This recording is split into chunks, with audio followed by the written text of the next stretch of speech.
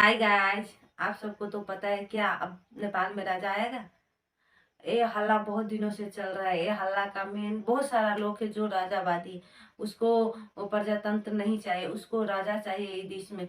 अभी अभी जो घटना 5 दिनों से लगातार जो चल रहा है आंदोलन, इस आंदोलन होने का कारण क्या है। और ये आंदोलन बहुत दिन से हो रहा है और नेपाल में बहुत सारे लोगों की मांग है कि नेपाल में पुनः राजा को ले आया जाए।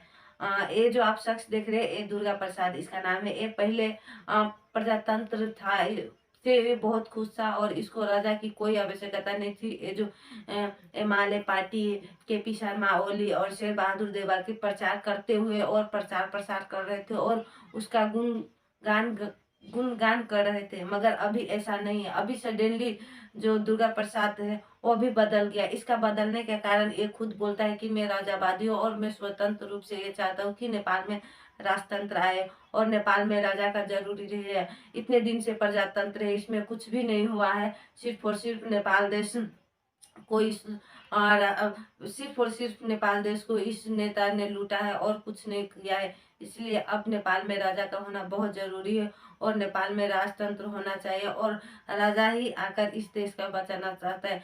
आप लोग इससे पूर्व आप लोग को ये पता हो कि नेपाल कैसा देश था, विश्व में चिन्हाने का प्रतीक था। जो हमारे देश के राजा थे वो कितने अच्छे अच्छे काम किए थे, उनको सब जानते थे और सब मानते थे कि नेपाल ऐसा देश है।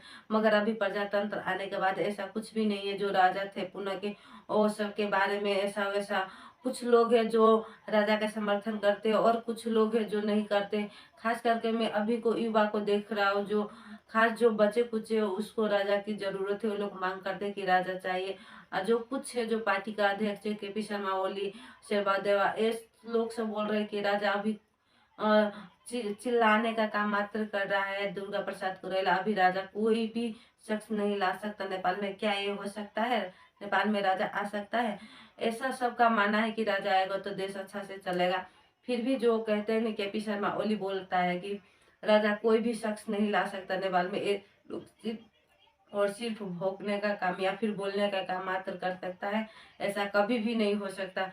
मगर एक क्यों भूल जाता है केपी शर्मा ओली की प्रजातंत्र है और प्रजा ही चाहता है राजा को लाने के लिए। अगर प्रजा चाहता तो कुछ भी हो सकता है, ऐसा नहीं है। इसीलिए दुर्गा प्रसाद अब धर्म और राष्ट्र के पक्ष में बोलने का काम कर रहा है और जगह जगह पर आंदोलन कर रहा है। उसको चाहने वाले सपोर्टर भी बहुत है और दुर्गा प्रसाद है जो एक बहुत बड़ा बड़ा अस्पताल को भी खोला है और खुद वो कैंसर पीड़ित है और ये बोल रहा है कि मैं जब तक जीऊंगा तब तक मैं अपने तरफ से मैं राजतंत्र लाने का पूरा प्रयास करूंगा और जनता लोग भी उसको सपोर्ट कर रहे हैं और साथ दे रहे हैं। ठीक है, अभी तक तो जो हम लोगों ने देखा कि इतने साल जब मेरा बाबा दादा थे वो लोगों ने देखा राजतंत्र, हम लोगों ने तो नहीं देखा। हम लोगों ने प्रजातंत्र ही देखा। मगर प्रजातंत्र इतना छोटा सा देश है और इतने सारे पार्टी है, इतना सारा पार्टी है और इतना सारा नेता है। मगर अभी तक जो पहले के आंकड़ों अनुसार अगर देखें तो नेपाल का जो भविष्य है और जैसा नेपाल पहले था और अभी का नेपाल में बहुत चेंजेस,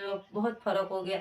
इसलिए मेरे हिसाब से अगर मैं देखती हूँ तो इसलिए मुझे लगता है कि राजतंत्र ही मेरे हिसाब से ठीक था पहले। क्योंकि कुछ भी नहीं था फिर भी देश का नाम था और अपने देश का खाता था, अपने देश का पीता था और किसी को कर्जा नहीं, ऐसा वैसा कुछ भी नहीं था।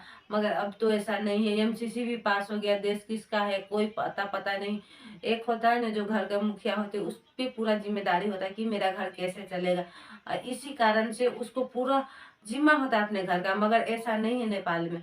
और नेपाल ये नहीं होने का कारण से सब अपने अपने घर परिवार को देखने में लगा और देश का कोई अस्तित्व ही नहीं रखा है। अभी के नेता लोग सिर्फ और सिर्फ अपने बारे में सोचता है, देश के बारे में कोई भी नहीं सोचता है।